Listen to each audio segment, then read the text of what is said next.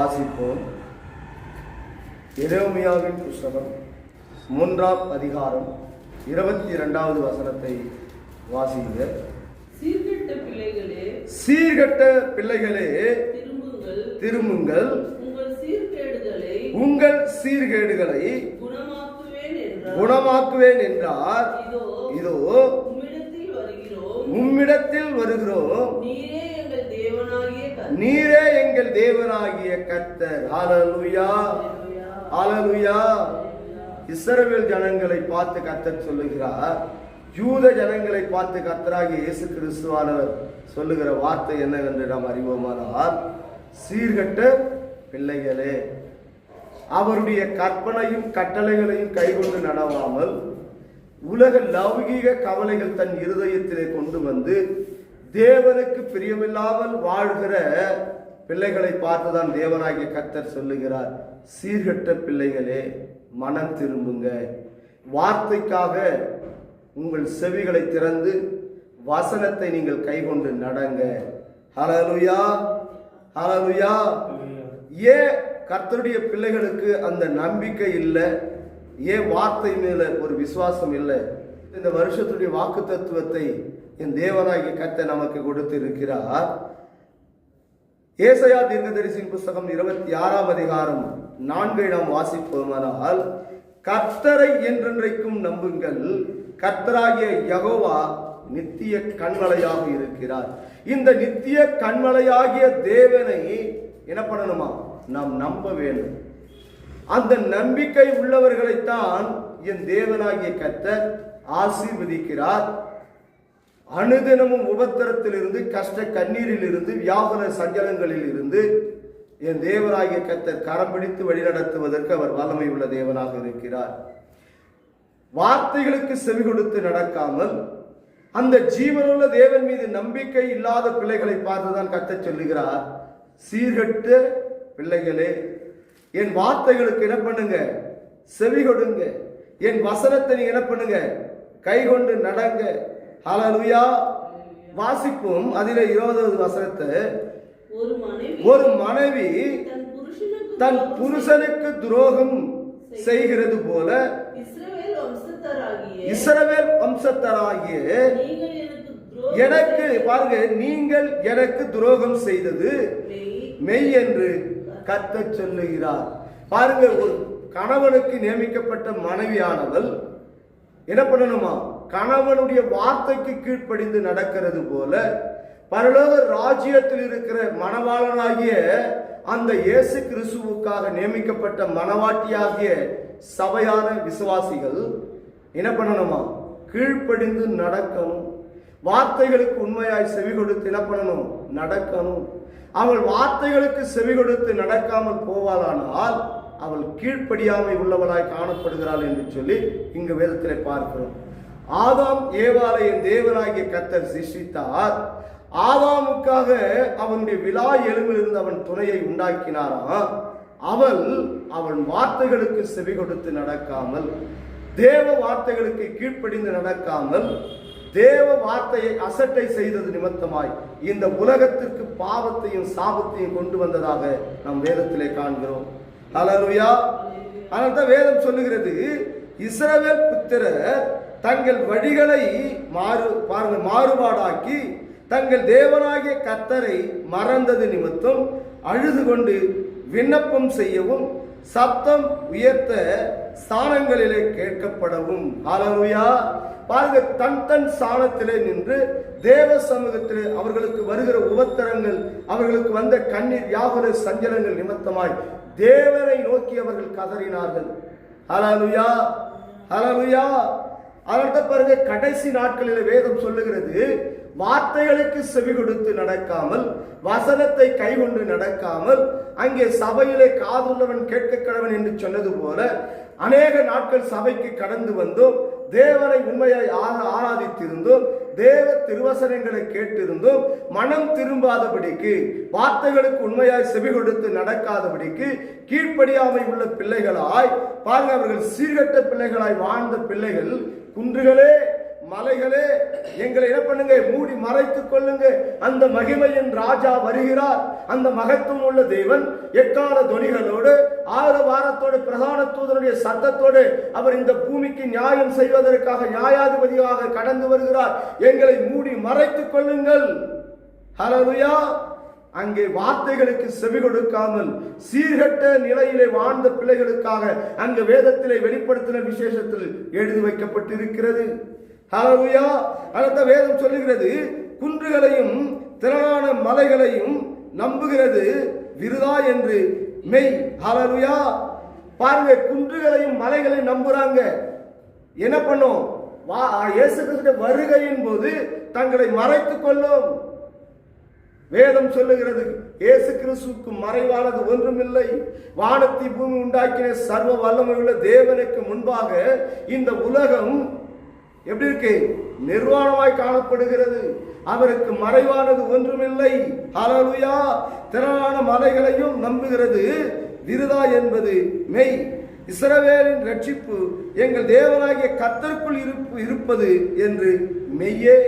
ரட்சகர் அவர் ஒருவர் மாத்திரம்தான். பாவத்திலிருந்து, அக்கிரமத்திலிருந்து, துன்மார்க்க வழிகளிலிருந்து உன்னை ரட்சிப்பதற்கு அவரை அல்லாமல் வேற வழி இந்த பூமியில கட்டளிடப்படவில்லை. அவர்கிட்ட கத்த சொல்கிறார். யோவான் எழுதின சுவிசேஷம் 14:6 வாசிக்கிறோம், நானே வழி, நானே சத்தியம், நானே ஜீவன், என்னை அல்லாமல் தேவ ராஜ்யத்தில் ஒருவனும் பிரவேசிப்பது அரிதாய் இருக்கிறது. ஹல்லேலூயா. நீங்கள் தேவ ராஜ்யத்தில் பிரவேசிக்க கூடாதபடிக்கு தேவனுக்கு உங்களுக்கு மறைவை உண்டாக்க முடியாது. மலைகளை நம்பி, பர்வதங்களை நம்பி எப்படி இருக்கிறாங்க இஸ்ரவேல் ஜனங்க? எப்படி இருக்கிறாங்க? அதே மாதிரிதான் நம்பிக்கை உள்ளவர்களா இருக்கிறாங்க. ஹல்லேலூயா. 11 வாசியுங்க. அதே அதிகாரத்தில் 11 வாசிப்போம். பின்னும் கர்த்தர் என்னை நோக்கி, பாருங்க, பின்னும் கர்த்தர் என்னை நோக்கி, யூதா என்கிற துரோகியை பார்க்கிலும், யூதா என்கின்ற துரோகியை பார்க்கிலும், சீர்கட்ட இஸ்ரவேல் என்பவள்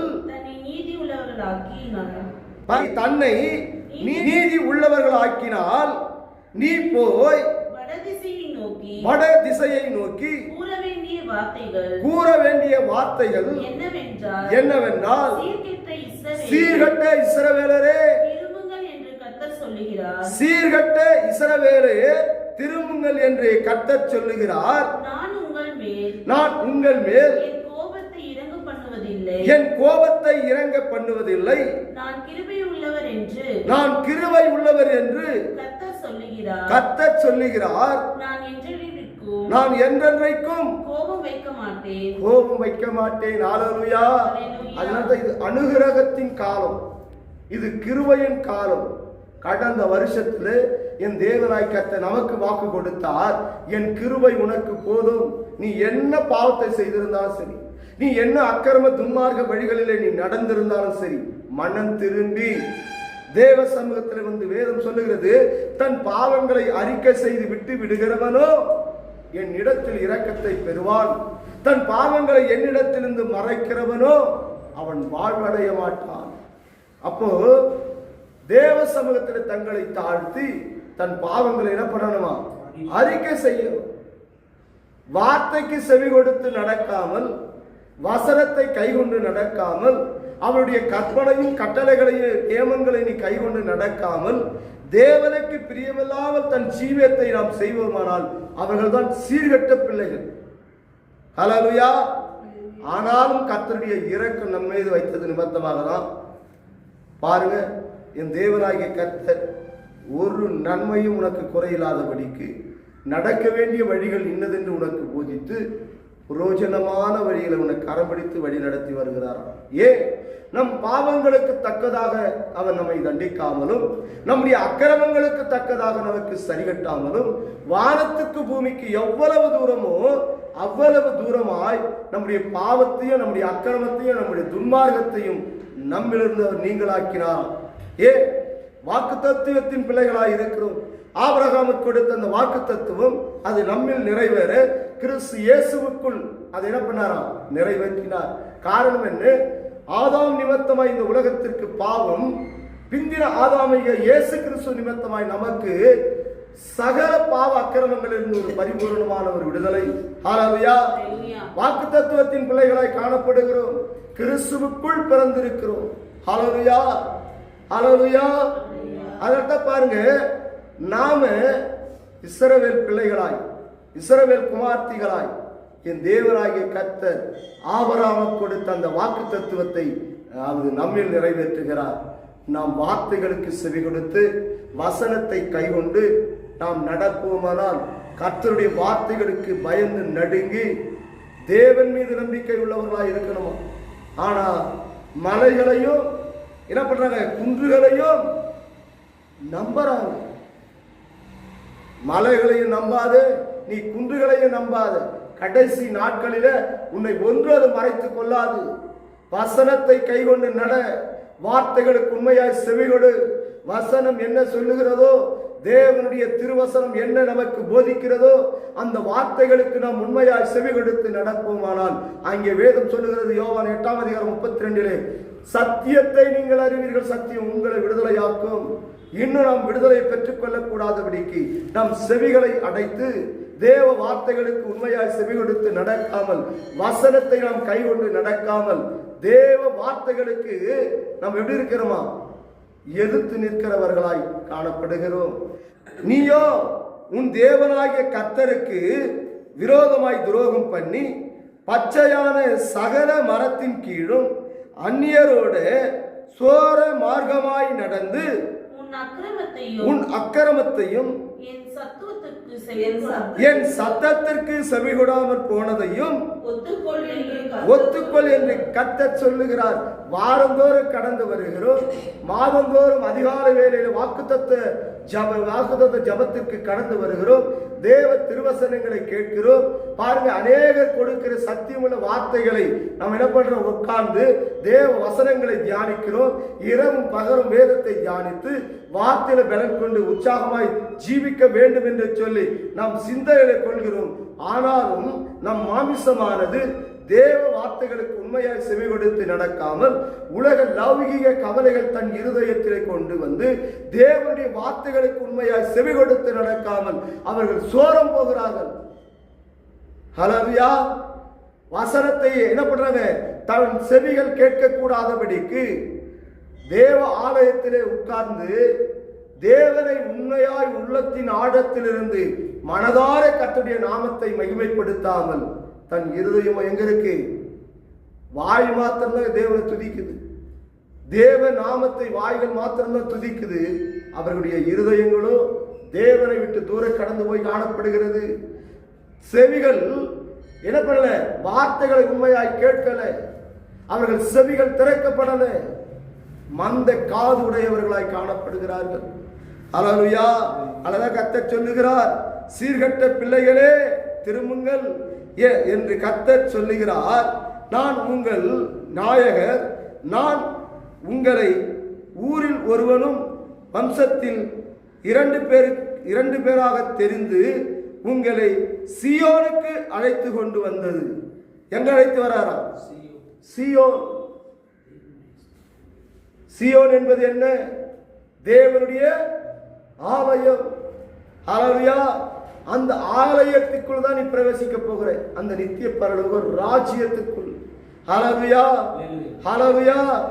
அதற்காக தான் என் தேவனாகிய கர்த்தர் இஸ்ரவேல் ஜனங்களை அவரை துதிப்பதற்காக, அவருடைய நாமத்தை மகிமைப்படுத்துவதற்காக, அவருடைய நாமத்தை பிரஸ்தாபப்படுத்துவதற்காக என் தேவனாகிய கர்த்தர் அறிந்து தெரிந்து கொண்டார்.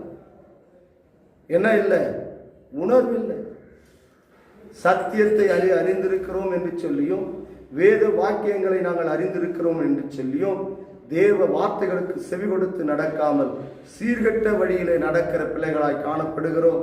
அதனால தான் வேதம் சொல்லுகிறது, உங்களுக்கு என் இருதயத்துக்கேற்ற மேய்ப்பர்களை கொடுப்பேன், அவர்கள் உங்களை அறிவோடும் புத்தியோடும் மேய்ப்பார்கள். சத்தியம் எங்க இருக்கோ அங்கதான் விடுதலை.